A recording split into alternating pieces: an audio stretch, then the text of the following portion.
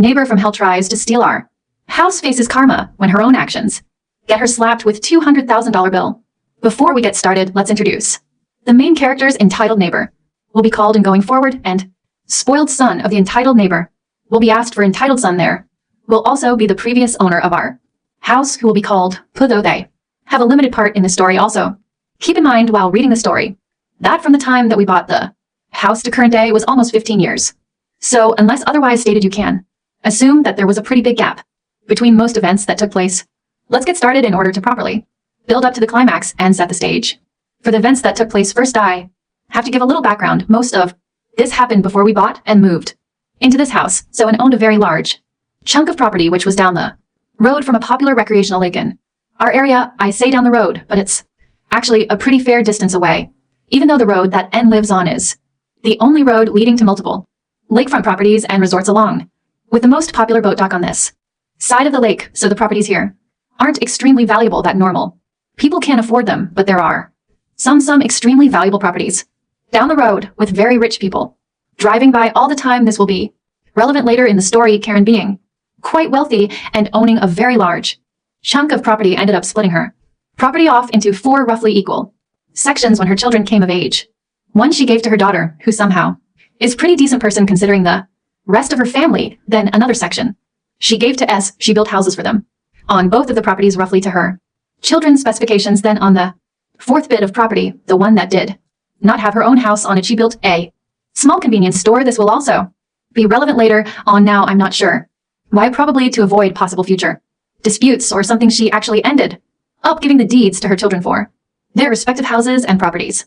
You can probably tell where this is going well. While respectable daughter was pretty respectable, S, or perhaps I should change it to irresponsible son, was a party maniac. Everyone in the neighborhood at the time absolutely hated him. He would throw loud, obnoxious late night parties almost every single night and keep people awake. The police apparently had someone stationed nearby because they were called on him so often it probably didn't help his entitlement that mommy paid all of the bills for him. She kept everything in her name: water, electric, garbage, everything. They all went to her mailbox. Well, all except for one, that is since the property was in his name, so was the property tax, which he never gave to him and instead just ignored, I guess, and either just didn't think about it or assumed that he was paying it himself. Either way, it didn't come as a surprise when the police showed up at his house, but it did when he did not come back, and the house went up for auction. At this point, the house was in shambles. Holes in the drywall, and even the living room floor had a huge hole leading down into the garage basement. The kitchen floor and subfloor needed to be totally replaced. Almost all of the walls were covered in mud. Basically, his irresponsibility and party habits left the house in what the banks considered an unlivable condition. Because of that, the only people who could afford it were those who could pay out of pocket for it. Enter Papu as a house flipper, not one of the big wealthy ones that you see on TV, but more of a hobbyist than anything. He was retired, and he flipped houses to keep him busy. An active Pu would buy a house like this one super cheap on auction, fix it up himself, then put it back on the market. While he fixed it up, he would live off of the profit from the previous house, and typically about the time he finished fixing one up and buying the next one, his profit would have about run out. Any that he had left over just went into an emergency savings fund, which he said wasn't anything special anyways. We were in the market for a new place, but couldn't afford anything super expensive on our budget. But when we saw this place on a website for sale, it seemed perfect. It was the perfect size and in the perfect neighborhood, and even down the road from the lake, which we love fishing in boating, so it was perfect in almost every way, or ATL East it looked that way. We were scared of the price, which wasn't listed on the website yet, but it wouldn't hurt to ATLs to have a look and see. We drove by to look at it and found Pu working on it. We stopped in to say hi and asked the price. He explained that he was planning to fix it up and sell it, and that his realtor just added it to the website's database to make it easier and more efficient when he was ready to actually sell it. Anyways, we sat down and had a nice chat with him, just being friendly and all, and he appreciated the company. We explained that we would be willing to buy it from him for a reasonable price considering its current condition and the work it already put into it. He had it about half finished. We explained that we would love to finish it and live in it as a forever home. He turned us down, explaining that he already had several offers for it and didn't feel right selling it to us, and that we could buy EY for the full price when he was finished. So we kindly thanked him and left our number, asking him to call us if he ever changed his mind, which he promised he would. Less than 2 weeks later, we actually got an unexpected call for him. He explained that his sister had come down sick in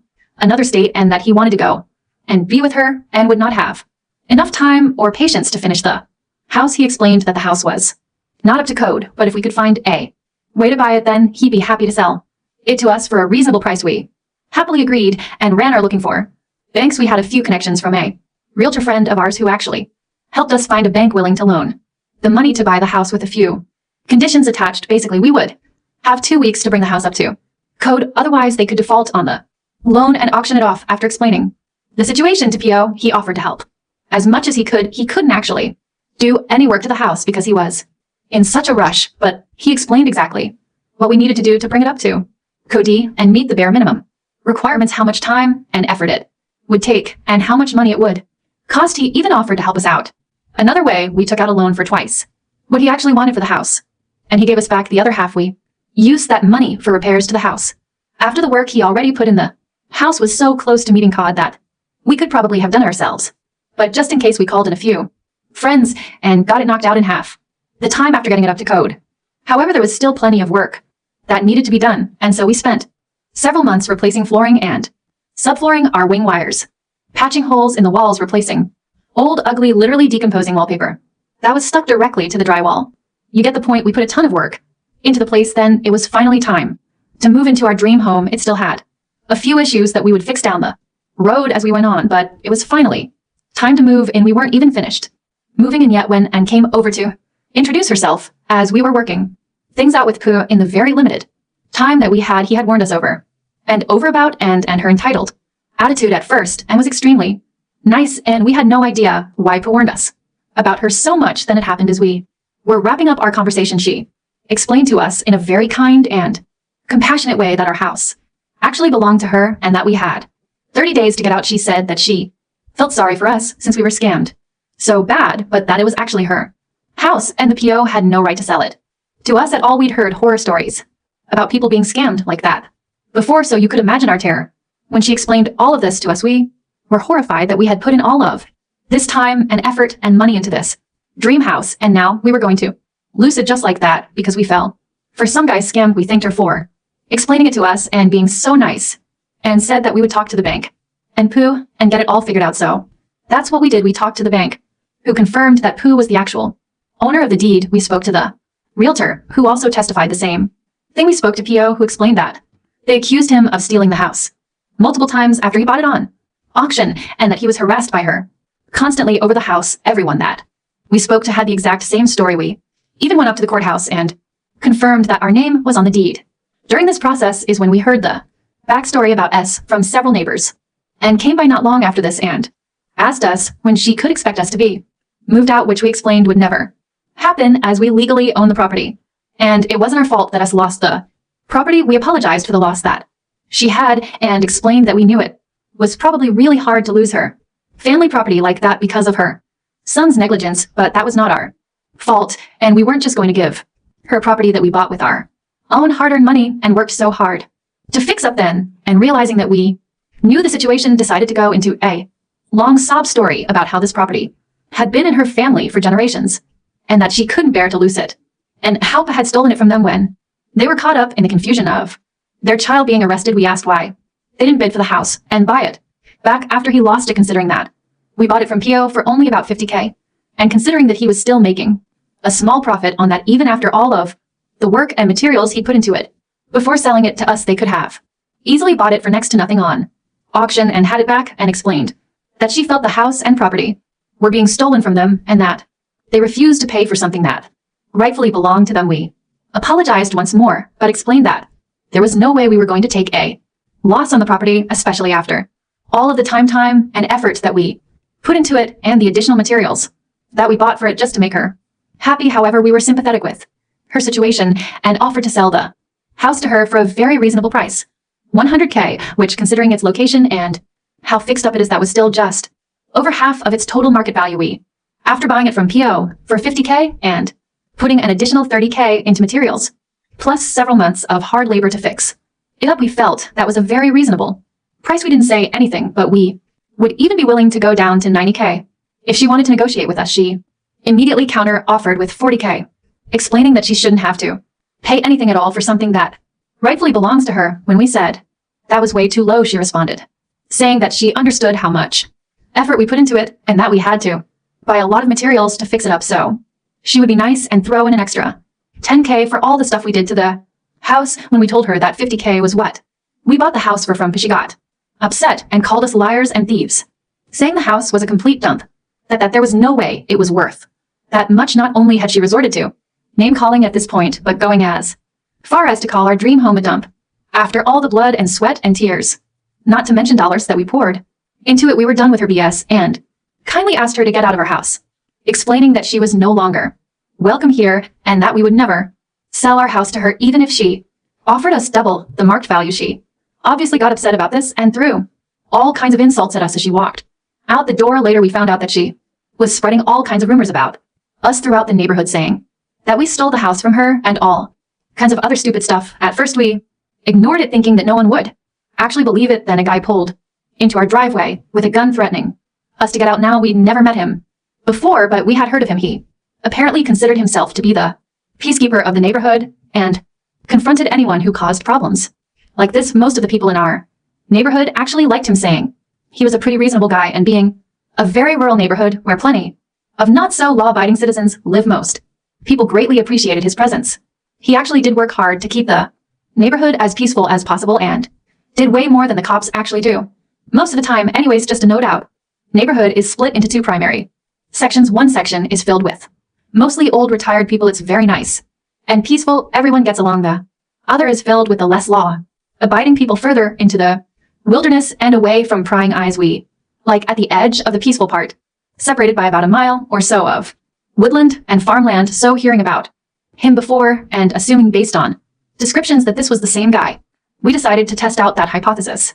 We told him that we had no idea what was going on and invited him in for a beer and chat. We allowed him to bring his gun, but told him that we would be bringing our own as well. Almost everyone in my town has a gun. There are more gun stores than there are dollar stores, if that says anything, so we weren't really worried about him having a gun with him. That doesn't really mean much in our town. It's just a way of saying, hey, I'm capable of defending myself if this gets out of hand. Now, if someone pointed it at you, which he didn't, then that would be a different story. Be back to the main story. He agreed, and after a few hours of chatting and explaining the situation, he explained that he figured it was something like that and apologized for the misunderstanding. He explained that he got caught up in the rumors and flipped a switch and that it wouldn't happen again. He also thanked us for buying it, explaining that when S moved out, everyone was much happier. He didn't have to hear people complaining about loud music and drunk SLH high teenagers stumbling down the middle of the road in the middle of the night and nearly getting run over. We all had a good laugh about it afterward, and he left without saying another word. Now time for the reason that Mr. Peacekeeper believed the rumors so easily. This is a bit of a side story, but it's also a major turning point, and when everything started to go downhill for. And I also want to add that the events of this side story do overlap a little bit with the events of the next part of the story, but let's get on to it. So I mentioned that and split off 1/4 of her property to build a convenience store. Well, this store was extremely popular in the neighborhood, and being right in the middle, basically, it was in a perfect location. It wasn't popular for their prices. They actually overcharged for everything by quite a bit, and it wasn't popular for their customer service either, which included and was mostly limited to thank you for your purchase. As you walked out the door, sometimes they would give you a refund, though, if you found mold on the food that you bought from them. So that was nice, I guess. Anyways, they were so popular because they were the only convenience store for miles. If you had to buy groceries and didn't want to drive all the way to town, then they were just a skip and a hop away for most people. Heck, we even put aside our differences and shopped there on many occasions. I mean, they were literally next door to us after all.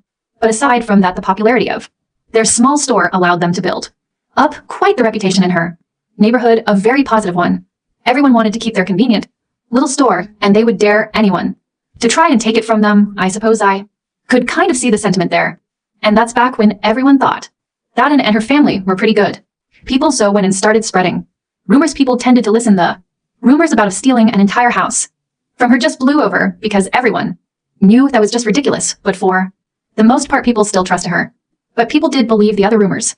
And trust me, there were plenty, but they were mostly small petty stuff that no one ever cared about. Let me just say that even assuming all of the rumors about us were true, there was much more that could be said about some other people in our neighborhood. So no one ever paid any attention to them. They did avoid us, however, considering that Anne had obvious beef with us, and no one wanted on her bad side in fear of being banned.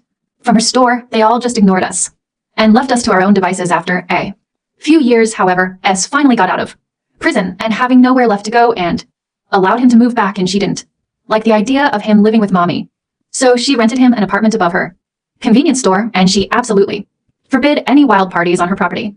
Ever again, he didn't actually have to pay rent, though all he had to do was run the store for them when they were busy with other things, which wasn't even all that often. However, even after all of this stuff happened and still did not learn his lesson, obviously, while he was running the register, he would often double charge for items and pocket the extra money. We found this several times and went back in for a refund. They always made up the excuse that the register was broken after noticing a pattern. However, we brought this to the attention of and letting her know that her son was double charging people for items and probably pocketing the extra, even though and was pretty entitled.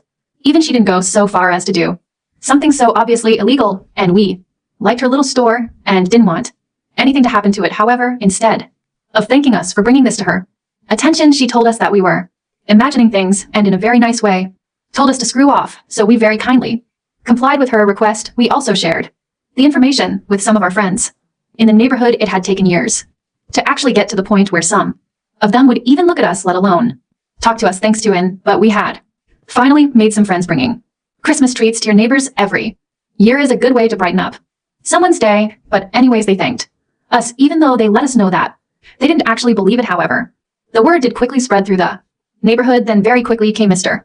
Peacekeeper. He pulled up in our driveway. Again, this time he was a lot friendlier. He mostly ignored the rumors about us, knowing that most of them were fake, and we'd actually talked to him several times since then, not on any serious matters, mostly on more friendly terms. He stopped by for a beer every now and then and just chatted about happenings in the neighborhood and asked us our opinion on a few things. He did this with everyone, speaking to most people at least once a year to stay up to date and make sure everything remained nice and calm. He didn't like the idea of police hanging around, so he made up his mind to do their job better so they wouldn't have to. But everyone, including us, really liked this arrangement. It meant you could let your kids walk down to the lake unaccompanied, even through the bad parts of the neighborhood. That being said, he absolutely did not like the rumors that we were spreading about our neighbors, and especially their little shop. He explained that he had already talked to them, and they felt it was just a misunderstanding due to register issues, and had if we did not want a problem, we would stop those rumors right then and there. We wanted to show him proof, but we knew that he probably wouldn't believe it if we did. He really liked in and would generally take her word over ours, and since they blew it off as a register error, there was probably nothing we could do to convince him, so we agreed and apologized for any issues, explaining that we just felt wronged and sincerely wanted to protect the few friends that we'd made in the neighborhood. He accepted that apology, giving us one final warning, and left without saying much, so we just listened and made up our minds to stop shopping there unless we absolutely had to. But everything changed after a couple more years after we had pointed it out, and the rumors spread around the neighborhood, even though Mr. Peacekeeper himself went around and told every single person that they were false. Rumors started by us because of our property feud with N. I'll get to that a little later. People actually started paying more attention to their receipts after shopping there and started noticing the same patterns that we had. Over this time, S probably pocketed until amounts of money and definitely knew about it, but chose to do nothing and just try to silence people with rumors. However, the thing about small country stores like that, they are completely dependent on their regulars that live in the neighborhood that they are set up in. During the warmer months, when people are vacationing and having fun, they make a huge profit, but not enough to sustain themselves through the winter. And then it happened. Mr. Peacekeeper finally connected the dots, and boy, was he angry. We could hear him all the way next door, cursing out S to his face and end there with them. You can't even imagine how satisfying that was, but that was only the beginning. Not only did he go off on them, but also went door to do that same day and let every single person in the neighborhood know exactly what they were doing, even taking a pile of receipts with him to show anyone that wanted proof. Now, if there was anyone in the neighborhood who was trusted more than, and it was Mr. Peacekeeper. Literally in the course of 24 hours, he had completely ruined their business. Everyone in the neighborhood stopped coming. They still did pretty well over the summer months because of vacationers and winter birds that didn't know anything, but when winter hit and those crowds were gone, they started hemorrhaging money. After 2 winters, they were forced to close their store for the winter months. However, that also meant that they had to throw away more than 90% of their stock every fall and buy it all again fresh every spring. I guess that doing it wasn't very economical, so they ended up permanently closing shop after 3 more years. That was when their reputation in the neighborhood started to tank, and thanks to that, people started actually respecting us more, and we were actually able to make some friends without having to put in a ton of extra effort. People stopped ignoring us and treating us like we were plagued. But that was just the beginning for N's downfall. Unfortunately, to get into the climax of the story, I need to do a little more background work. Sorry that this is starting to turn into a small book, but this shouldn't take too long. I don't think so. Something about it is that she is extremely, and I mean extremely nosy. We cannot even walk outside without her watching our every step through her window, or going outside to walk her dog or pick up her lawn or pull weeds or whatever excuse she can come up with at the time. You can pretty much guarantee that if we are walking around our property, she is outside as well. It's not like we have anything to hide, but we obviously aren't on the best terms with her and don't really like someone staring at everything we do. We have plans to set up a small pool and a hot tub out back, and really don't want to be watched while we're trying to relax in our bathing suits. So we started looking into a privacy fence. Wanting to be nice neighbors, we kindly informed them that we would be putting up a fence, to which she adamantly rejected, to which we informed her that we would be putting up a privacy fence. However, we still had to live with her, so we offered to discuss with her the details of the fence, the color, shape, etc. We wanted to make sure that she didn't have to stare at something that she thought to be an eyesore all day, every day, considering that staring toward our property seemed to be her favorite pastime. Honestly, we still go out of our way to be the best neighbors that we can, even after all the crap she's put us through. But back to the story. So we want to make sure there is no disputes about where we put the fence, so we plan to put it a foot over our property across the entire property line, just to avoid any disputes. By the way, this is S. Before S got out of jail, we went at the courthouse and paid for a copy of the deed along with a map of our property lines. We were honestly shocked to find that about a third of our property was being claimed by, and she had a small shed on it and even a garden. You see, there is actual a line of trees that goes through our property. It's not a straight box property like you find in some states. It's more of a half hexagon or a trapezoid like shaped weird property lines are pretty common where I live.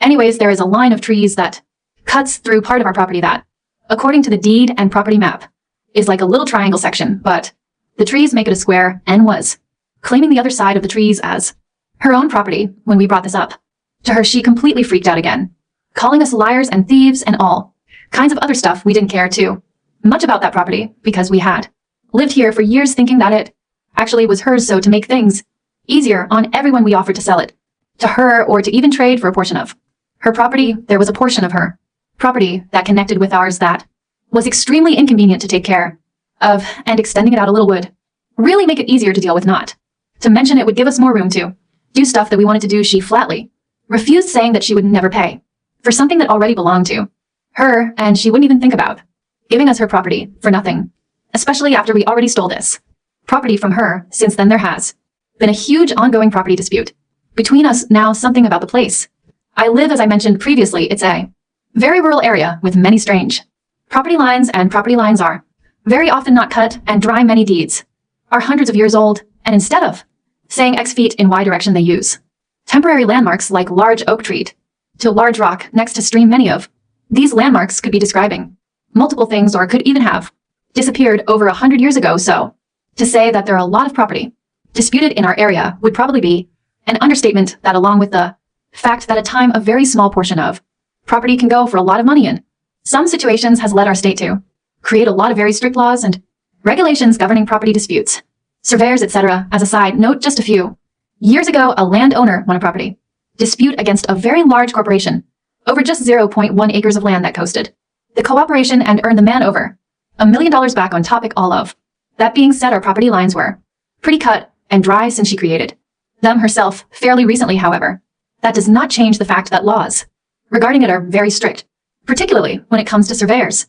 So a surveyor might be easily bribed by a large corporation facing the loss of millions of dollars for a tiny piece of land like in the example above, but that's not fair to the proper landowner. So how do you balance for that? Will you make it so the surveyor has everything to lose from lying, and so does the person who bribed or blackmailed them? The laws in our state determine that if a surveyor, even by honest mistake, gives a bad survey by even a few feet, not only can they be given a hefty fine, but they will also lose their license and never be allowed to survey again in the state. On top of that, they must notify and refund all of their clients for up to 10 years before the incident occurred. The Clients then have the option to request an additional survey by a non-affiliated surveyor at the expense of the original surveyor. That's every customer up to 10 years prior to the incident and everyone since then as well, if they were not found to be accepting a bribe or blackmail, then the previous clients can also sue them for any damages that were caused by any changes to the property line due to their bad survey, as well as charging them appropriate rent for any property that the surveyor may have left out during that time. If a surveyor was found to be accepting a bribe or blackmail, then all damages and additional fees goes toward the one who bribed or blackmailed them accordingly. This, along with the loss of time and money from being in courts and the general hassle caused to them, makes it so that surveyors in my area will actively avoid anything that even resembles a property dispute. So when a dispute occurred, you can imagine that it was not as easy as making a phone call and getting a surveyor down here. It was also an unexpected expense as well. Unfortunately, before we could find someone and found someone, and I guess she bribed them or something, because they gave the property line exactly how you indeed described it, well, except for one little part she didn't like. I guess she didn't mention that to them our property apparently stretches to about a foot from her house. Oh, that was fun to play around with, but that was nothing near the property that she is literally trying to steal from us now. Whenever we are able to find a surveyor, she always seems to nonchalantly introduce herself to them and mention that she already had her portion of the property surveyed and throw in a few subtle hints that there might be a property dispute involved. This instantly scares off anyone who might be interested in surveying our property after explainable what that could mean for them. I'm sure you understand why. Oh, did I forget to mention that the land markers from the bank surveyor when we bought the property conveniently disappeared before we actually moved in? No, well, they did. Somehow I wonder how that happened. Guess we'll never know. Well, anyways, at this point it would probably cost us as much as that piece of land is worth, or maybe even more, to actually hire a surveyor if we can even find someone willing to do it, which everyone we've found so far has given us absolutely ridiculous quotes for obvious reasons. I mean, they are basically putting their entire lives on the line here, but we are currently saving up to try to hire someone, and that brings us to just a few months ago. The climax of this story. Sorry for the long backstory, but let's get to the main event now that we are fully caught up on the situation at hand. So a few months ago, there was a very bad storm which ended up knocking down a tree on the disputed property. This tree was actually right next to the road, so when it fell, it destroyed part of our other neighbor's property, the one that lives across the street from us. That's not all. It also totaled someone's brand new sports car while they were driving down the street. Thankfully, no one was hurt during all of this, but the cleanup did take several days, just enough time for us to receive a bill in the mail for over $200K, literally more than our house and property was worth after we fixed it up. Malicious compliance. So just a little more backstory for anyone who might not know. Most property or home insurance will not cover damages to other people's property that's typically on you, and even if someone is in public property, like a road, if your property damages theirs and you could have reasonably prevented it, for example, cutting down a tree next to the road before it fell in a bad storm, then you are 100% responsible for the damages caused by it. Well, ATL's that how it works where I live. So when we got the bill in the mail from unknown rich person's insurance company for their total sports car, we called them up and very kindly let them know that the tree that fell was not on their property. They asked us a few questions and said that they would investigate the matter and get back to us. About a week later, we received another letter from the insurance company with a copy of the deed and the property line printout with the tree in question circled in red, showing that it was very clearly on our property. They were demanding full payment within 30 days of their first notice, or they would be taking us to court. That was about 2 weeks give or take at this point. We called them again and explained once more that it was not on our property. At first, the agent argued with us a little, explaining in much nicer words than I'm going to use that someone would have to be brain dead to believe that the tree in question was not on our property, and that it doesn't matter how off the property line on the printout might be, it would be completely impossible that anyone would ever be stupid enough to believe it was that far off. We simply gave them the number to the surveyor that and hired they side, saying they would contact the surveyor and investigate the matter further, but reiterated that we had about 2 weeks to get the payment ready if what we were saying could not be confirmed. Well, we never heard anything back from them. Again, remember the consequences I mentioned for giving false survey results. Even if the surveyor admitted to accepting a bribe, there was no way that they paid him enough to make up for all of his possible losses. He would probably have to leave the country at this point. So there was no way that he was going to give the insurance company anything different from what he gave us, and we called the insurance company later to see what we could find out about the The agent seemed pretty happy. Reading through the notes, they couldn't tell us too much due to confidentiality reasons, but they could tell us that and obviously disputed the claim just like we did, saying the property did not belong to her and that the surveyor confirmed the results with them, and that, considering that we were not arguing with the survey results and that the surveyor was hired by and themselves, there was no reason whatsoever for the insurance company to believe that the results were false. As long as we aren't disputing the results, then the full responsibility for all damages caused by the fallen tree should be on, and they couldn't say anything more than that. Though we were satisfied with that much, it was about what we expected, the aftermath. So, as you can probably tell from my backstory, and didn't have a huge problem paying the money to the insurance company, though they obviously were not happy about it. We don't know how much money they have or had saved up, but it seems like it was enough to pay it off without having to sell any more of their land. Since then, we've mostly stayed quiet about the property dispute, but we are still considering saving up to hire a surveyor to get our land back. At this point, it's more about the principle of the matter than it is about the actual land. As far as it goes, though, we can tell whenever she looks at us now that she is definitely not pleased with us. She does not seem like that fact that we let her have our land for some reason. It's free land. How can you complain about that? LOL. At this point, she could try to spread rumors about us, but it would probably backfire, as we've made friends with a very good portion of our neighborhood, and nobody trusts in any longer since they found out that S was literally stealing from everyone in the neighborhood under their noses, and they knew about it and did nothing to stop it, and is basically stuck between a rock and a hard place at this point, and we're just sitting back and watching the fires. They started burn them to the ground. Can't wait to see what happens next. Oh, this is just a little extra for anyone who wants some extra fun. While we were contemplating a privacy fence, we decided to put up an invisible dog fence for our dogs. For anyone that doesn't know what that is, it's a small electrical wire that you bury under the ground. Then you attach a special collar to the dog's neck hat. If they get too close, it will let out a beep that the dogs really do not like. If they keep going, it will apply a very mild shock to the dogs. We don't believe in shock collars, so we had to be convinced first, and one of us actually held it and wake across the line. It was something that you could feel but didn't really hurt, just left you a little tingly. Anyways, you're actually supposed to condition the dogs to the beat before you just let them loose with it, so ideally they would never even feel the shock in the first place. They would just hear the beep and turn around. We tried to do this so that we could let our dogs roam around our yard and not be cooped up in the house all day, but at the time we could not afford an actual privacy fence yet. We had it well into our property party because it wasn't that long, and also partly because we wanted to avoid our dogs getting anywhere close to N's property, and must have thought we were marking where we wanted to put our privacy fence or something, because she accidentally ran over it with her lawn mower, even though it was more than 5 feet past what she claimed